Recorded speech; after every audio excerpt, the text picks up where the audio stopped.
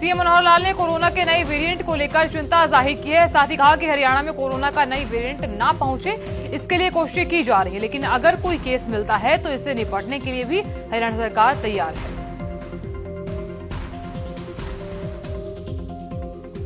वहीं कोरोना के नई वेरिएंट को लेकर स्वास्थ्य मंत्री अनिल विज का बयान सामने आया। उन्होंने कहा कि कोरोना के नए वेरिएंट को लेकर स्वास्थ्य विभाग की तैयारी पूरी है। उनका कहना है कि जरूरत पड़ने पर नए नियम लागू किए जाएंगे।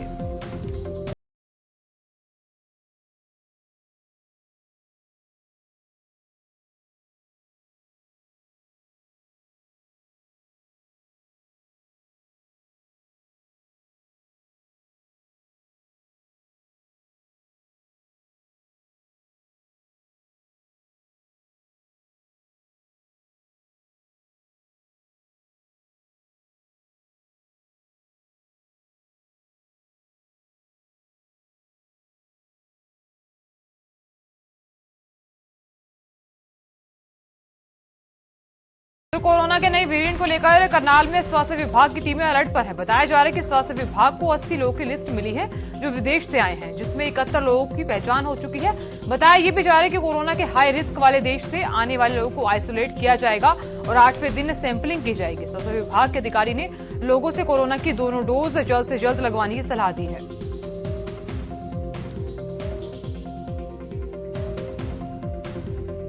उधर कोरोना के नए वेरिएंट ने एक बार फिर से दुनिया भर के देशों की चिंता बढ़ा दी है। इस बीच भारत में वैक्सीनेशन की गति को बढ़ाने के निर्देश दिए गए। प्रदेश में वैक्सीनेशन के मामले में अंबाला ने नया आयाम हासिल करते हुए 80% लोगों को वैक्सीन की दोनों डोज लगा दी है।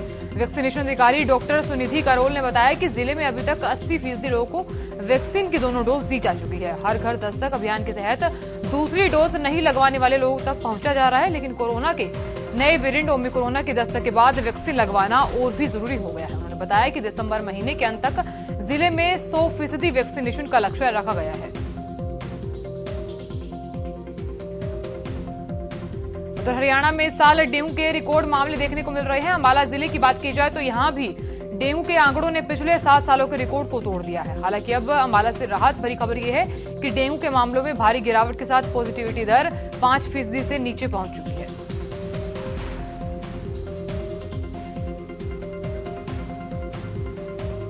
अंबाला जिले में अब तक डेंगू के 676 मामले दर्ज हुए हैं।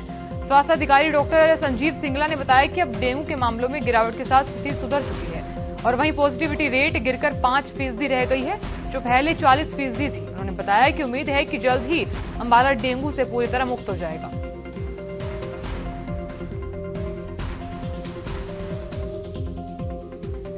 वहीं प्रदेश में प्रशासनिक अमले में बड़ा फेरबदल किया गया है। आपको बताएं कि संजीव कौशल को प्रदेश का नया मुख्य सचिव बनाया गया और पीके दास को नया वित्तायुक्त नियुक्त किया गया। वहीं 16 आईएएस अधिकारियों के भी तबादले किए गए।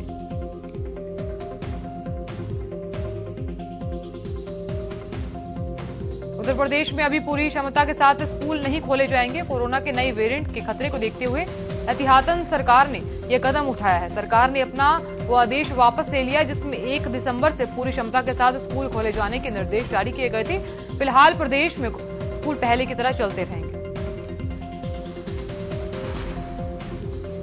कोहरे के चलते रेलवे विभाग ने ट्रेन नंबर 14521 और 14522 को बिना नोटिस दिए 1 दिसंबर तक बंद कर दिया है। बताया जा रहा है कि ये ट्रेन अंबाला से दिल्ली तक जाती है और जिसके चलते दैनिक यात्रियों को भारी परेशानियों का सामना करना पड़ रहा है।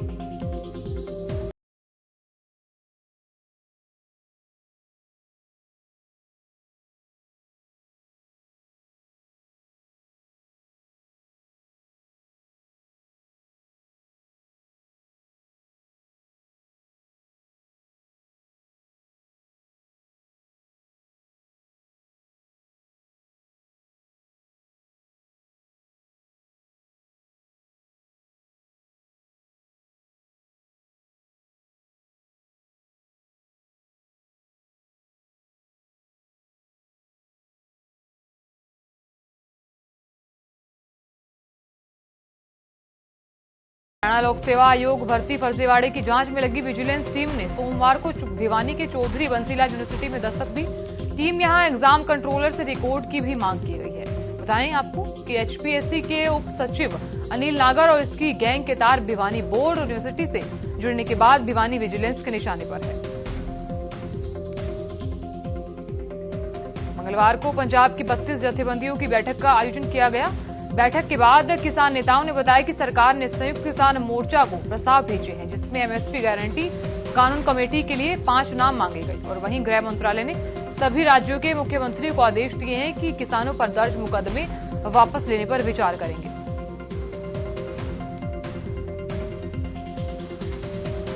उधर करनाल के बसाड़ा टोल प्लाजा पर आज महिलाओं ने मोर्चा संभाला। इस दौरान महिलाओं ने खेल प्रतियोगिता में हिस्सा लिया। बताएं आपको कि रस्साकसी मटका रेस का आयोजन बसाड़ा टोल प्लाजा पर करवाया गया। महिलाओं ने लड्डू बांटे और किसानी गानों पर नृत्य करके खुशी मनाई। उधर हरियाणा के झज्जर में 9 दिसंबर को जेजेपी पार्टी का स्थापना दिवस मनाया जाएगा। इसको लेकर व्यापक स्तर पर तैयारियां शुरू हो गई हैं। वहीं सूबे की सत्ता में भारतीय जनता पार्टी की सहयोगी जननायक जनता पार्टी ने अपने तीसरे स्थापना दिवस को मनाने के लिए पूर्व मुख्यमंत्री भूपेंद्र सिंह हुड्डा के गढ़ झज्जर को चुना है।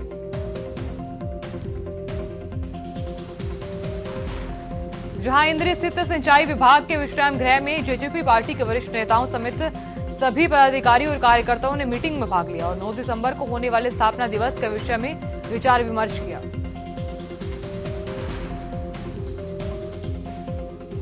उधर गोहाना में स्थित सरकारी स्कूलों में शिक्षा को सुचारू रूप से चलाने के लिए एसडीएम आशीष वशिष्ठ ने सभी ब्लॉक शिक्षा अधिकारियों के साथ मीटिंग की। एसडीएम ने सभी शिक्षा अधिकारियों को बच्चों के सिलेबस को समय पर पूरा करने को लेकर निर्देश दिए। इस दौरान एसडीएम ने विद्यार्थी को आने वाली समस्या को दूर करने के निर्देश दिए।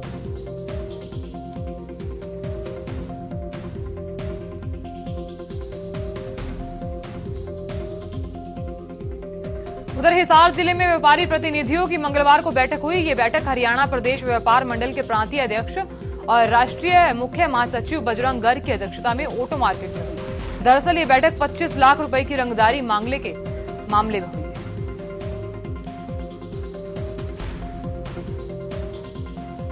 जिसमें फिरौती मांगने वाला अपराधी पकड़े जाने पर संतोष प्रकट किया गया और 7 दिसंबर को हिसार बंद के आह्वान को वापस लिया गया। वहीं व्यापार मंडल के प्रांतीय अध्यक्ष ने कहा प्रशासन ने अपराधियों को जल्द ही पकड़ लिया और वहीं जल्द ही पकड़ लेते तो ऑटो मार्केट बंद करके सड़कों पर उतरना नहीं पड़ता। वहीं झज्जर पुलिस को रेप के मामले में बड़ी कामयाबी हाथ लगी है। बताया जा रहा है कि 11 महीने बाद रेप के मामले में दोषी को फांसी की सजा सुनाई गई। झज्जर में यह पहला केस है जिसमें पोस्को एक्ट के तहत फांसी की सजा सुनाई गई। बताया जा रहा है कि आरोपी ने 5 साल की लड़की के साथ रेप की वारदात को अंजाम दिया था। और वहीं पुलिस कप्तान वसीम अकरम ने कहा कि जो भी पुलिसकर्मी इस मामले में लगा हुआ था वो बधाई का पात्र है। हरियाणा सरकार से बात कर उन्हें सम्मानित किया जाएगा।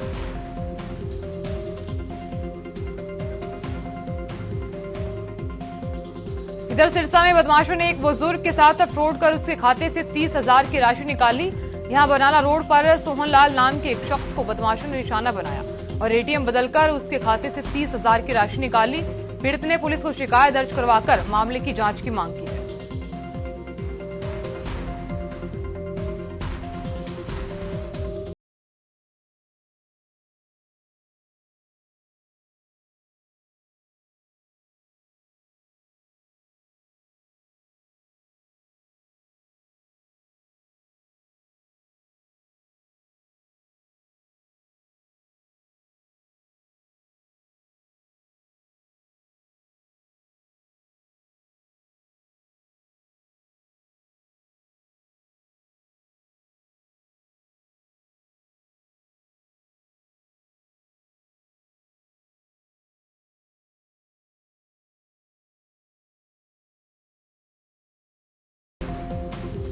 और वहीं किसान पहले कृषि विभाग कार्यालय और फिर डीसी कार्यालय में पहुंचे और सरकार से मांग की कि पीआर धान की एक बार फिर से खरीद शुरू की जाए और उनका धान खरीदा जाए।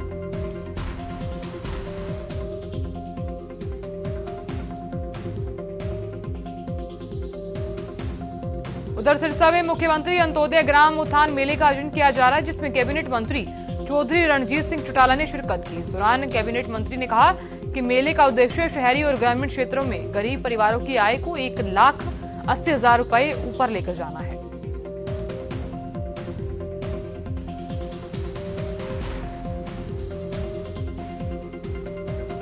इस दौरान कैबिनेट मंत्री चौधरी रणजीत सिंह चौटाला ने कहा कि प्रदेश की जेलों को विकसित किया जाएगा। जेलों में 44 नई चीजें लगाई जाएंगी। इसके लिए हाई पावर कमेटी बनाई गई है। इस कमेटी ने केरल, तमिलनाडु और महाराष्ट्र सहित अन्य जिलों में विकसित जेलों का निरीक्षण किया है। इसी आधार पर हरियाणा की जेलों का भी विकास किया जाएगा। साथ ही इस दौरान उन्होंने कहा, कृषि कानूनों को लेकर भी अपनी बात रखी है।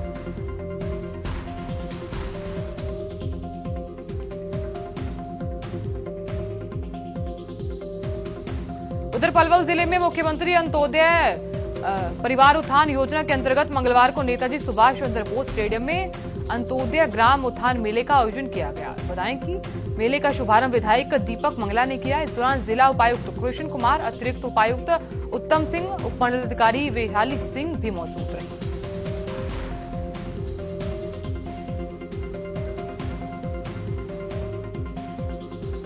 वहीं मुख्यमंत्री अंत्योदय परिवार उत्थान योजना के तहत लाभार्थियों को विभिन्न आवेदन आए, जिन पर 1 करोड़ 9 लाख के करीब मंजूर किए गए। बताया जा रहा है कि इसको पहले चरण में 1 लाख और दूसरे चरण में 1,80,000 तक पहुंचाना है। इस योजना का उद्देश्य गरीब परिवारों को रोजगार देना है, कौशल विकास को बढ़ावा देना और बैंकों से ऋण मुहैया करवाना इसमें मुख्यतः शामिल है।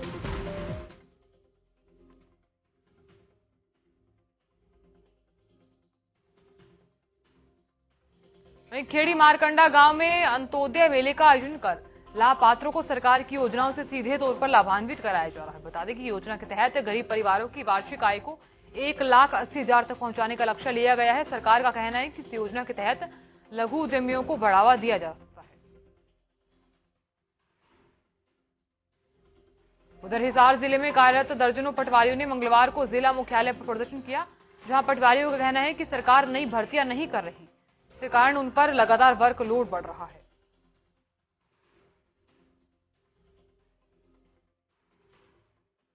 वहीं बलबीर सिंह झाझड़िया ने बताया कि पटवारी के मंजूर पद लगातार खाली होते जा रहे हैं, लेकिन सरकार पदों पर भर्तियां नहीं कर रही। तो वहीं पटवारियों ने कहा कि अगर उनकी मांगों पर 15 दिसंबर तक काम नहीं हुआ तो 16 दिसंबर को वो फिर से धरना प्रदर्शन करेंगे।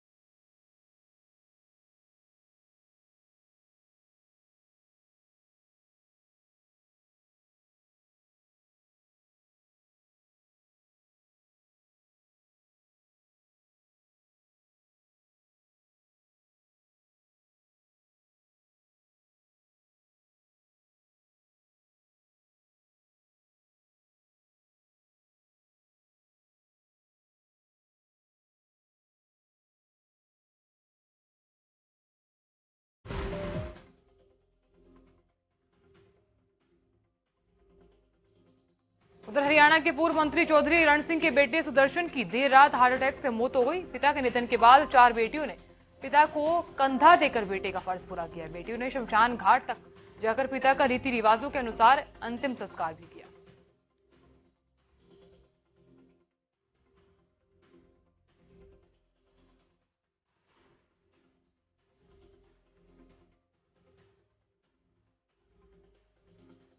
कुरुक्षेत्र के लाडवा कस्बे में 2 अज्ञात बदमाश बंदूक की नोक पर व्यापारी से 4,70,000 लूटकर फरार हो गए।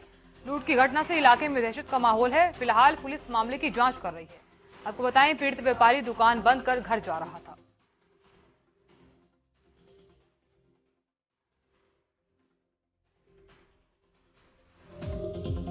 उधर यमुनानगर के एक होटल में पिछले लंबे समय से जुआ खेलने जाने की सूचना मिली थी, जिसके बाद प्रशासन ने एक्शन में आकर अचानक छापेमारी की, जिसमें कई युवाओं को जुआ खेलते हुए रंगे हाथों गिरफ्तार किया गया है।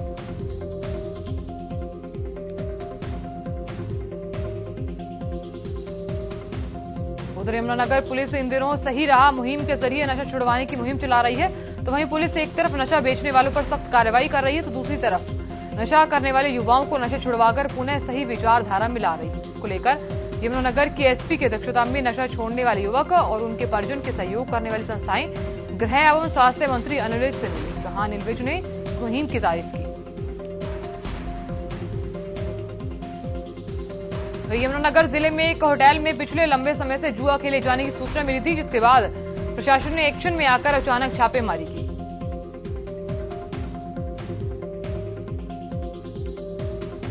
उधर फतेहाबाद एसपी सुरेंद्र सिंह भोरिया ने रतिया में नशे की तस्करी के खिलाफ पुलिस अधिकारियों और जनप्रतिनिधियों के साथ बैठक की।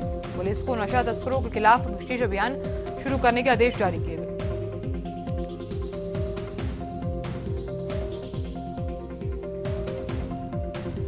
वहीं एसपी भोरिया ने लोगों को नशे के प्रति जागरूक किया। इस अभियान में आम लोगों से पुलिस का सहयोग करने की अपील की। आपको बताएं कि यहां सीमावर्ती इलाके में पड़ोसी राज्यों से बड़ी मात्रा में तस्करी की जा रही है, जिससे युवा और महिलाओं को नुकसान उठाना पड़ रहा है।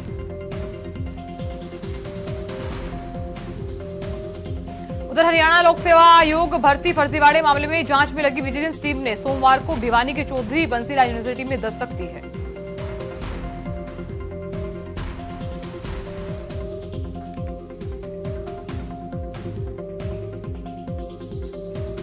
उधर सिरसा के अखिल भारतीय विद्यार्थी परिषद के जिला संगठन मंत्री मंजीत इग्राह का कहना है कि सरकार ने विश्वविद्यालयों और कॉलेज में भर्तियों के एचपीएसी और एचएससी का नेट की परीक्षाओं सहित हस्तक्षेप किया है, जो छात्र हितों के खिलाफ है, जिसकी वजह से विद्यार्थी नाराज हैं और इसको लेकर उन्होंने राज्यपाल, मुख्यमंत्री और शिक्षा मंत्री के नाम ज्ञापन सौंपने का निर्णय लिया है।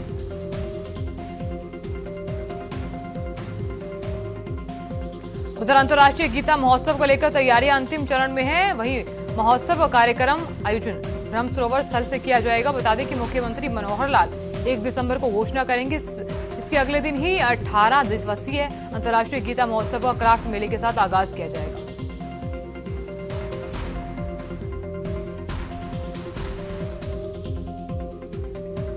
और वहीं रतिया जिले में ट्रैफिक नियमों की सरेआम धज्जियां उड़ाई जा रही है। ऐसे में एक ताजा मामला जिले के बस अड्डे का है, जहां प्रशासन भी एक्शन मोड में नजर आ रहा है। बता दें कि यातायात नियमों के उल्लंघन करने पर पुलिस ने 6 युवकों को पकड़ा और वहीं सजा के तौर पर काफी समय तक मुर्गा बनाए रखा।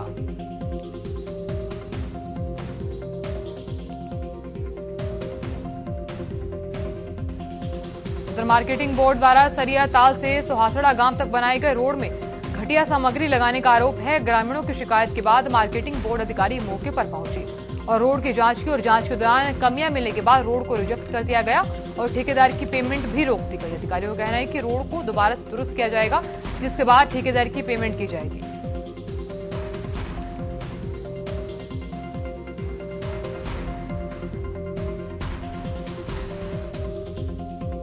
उधर सोनीपत के एक गांव की एक नाबालिग लड़की के साथ गैंगरेप का मामला सामने आया। दरअसल मामले में गांव के दबंग युवकों पर गैंगरेप का आरोप है और पुलिस ने गैंगरेप आरोपी और 5000 के इनामी आरोपियों को गिरफ्तार कर लिया है।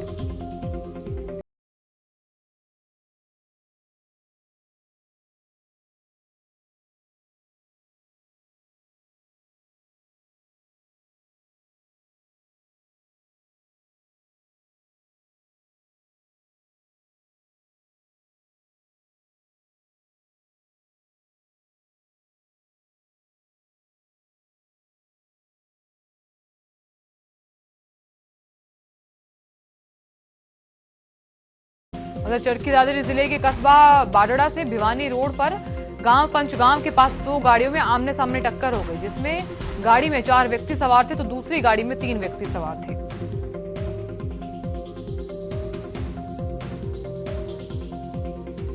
वहीं आसपास के लोगों ने घायलों को गाड़ियों से निकाला और इलाज के लिए अस्पताल भेजा। जानकारी के अनुसार दोनों गाड़ियों की स्पीड तेज थी, जिसमें 2 व्यक्तियों की हालत गंभीर बताई जा रही है। वहीं मामले में मौके पर पहुंची पुलिस और जांच में जुटी।